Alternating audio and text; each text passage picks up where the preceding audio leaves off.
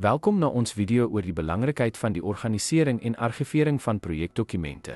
Ons sal ondersoek hoe hierdie praktyke bydra tot doeltreffende projekbestuur en verseker dat inligting toeganklik is vir toekomstige verwysing en voortdurende verbetering.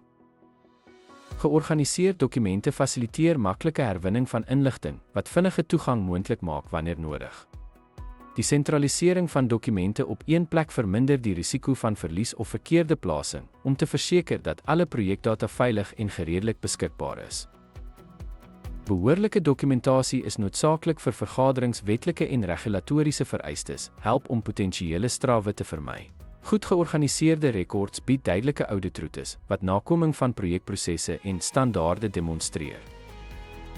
Geargiveerde dokumente ondersteun projekkontinuïteit deur kennisoordrag aan nuwe spanlede of belanghebbendes te bevorder.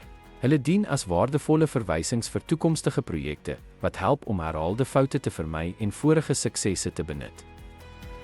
Goed georganiseerde dokumente verbeter kommunikasie deur te verseker dat alle spanlede en belanghebbendes toegang het tot konsekwente en opgedateerde inligting.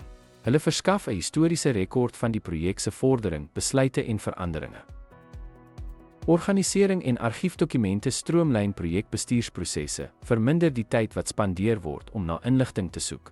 Dit verminder die risiko van foute, verbeter algehele doeltreffendheid en die opsporing van projekinligting. Ten slotte, die organisering en argivering van projekdokumente is noodsaaklik om toeganklikheid, voldoening en projekkontinuïteit te verseker.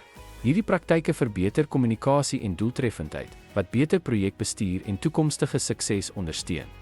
Dankie vir die kyk.